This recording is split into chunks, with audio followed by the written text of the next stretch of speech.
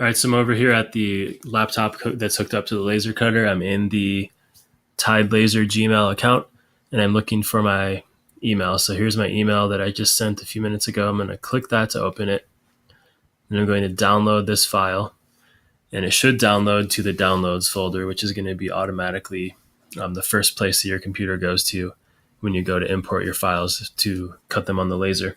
So here's a preview of what our file looks like. It looks exactly like it did when we designed it in Inkscape, so that's good to go. The next step is to go back to Inkscape, and we're going to click on File and Import.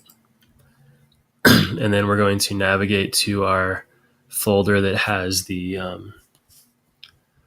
downloads. And I believe that's going to generally be the folder that you automatically go to.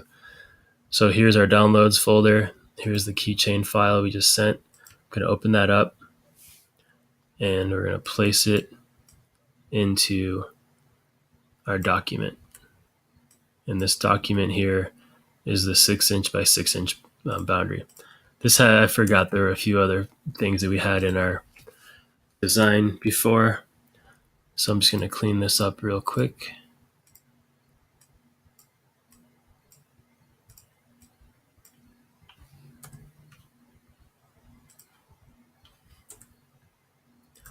Okay, so all we have is what's within the boundary. That's what's going to be sent to the laser.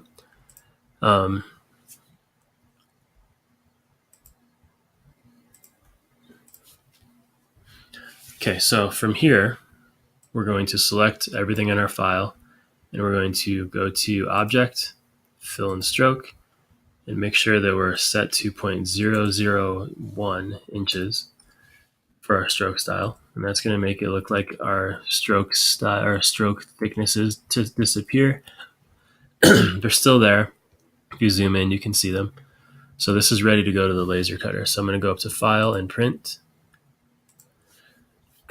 And the printer for this is called Full Spectrum Engineering Driver.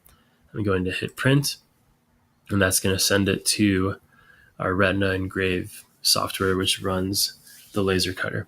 So what you may need to do, if Retina Engrave isn't open on your computer, you'll have to find it on the desktop. It's right here. It's called Retina Engrave, and open that up prior to sending it to the printer. So once again, I have Retina Engrave opened. I'm going to go to File, Print, Full Spectrum Engineering Driver, click Print, and then I'll open up Retina Engrave. And this is the software that controls the laser. So we can preview our design. Here's the engrave file. So everything that's black is going to be engraved. The laser is going to go back and forth and engrave this. If we click on the vector cut file, everything that's this bluish black color will be engraved, and then everything that's red will be cut out. And we want to make sure that our engraving lines up with our outlines, our borders. So if we did not put this reference point here, a lot of times what would happen is the word raster would be up here in the top left corner of our file, of our design. So that would actually engrave up here, and then all this would be cut. So the engraving wouldn't line up with the cutting. So it would look totally different than what we're trying to do. In this setting here, what we're going to do is look at our colors that we have for vector layers, and we're going to change the order. So we're going to make the cut order, the red lines, the third thing that gets cut out.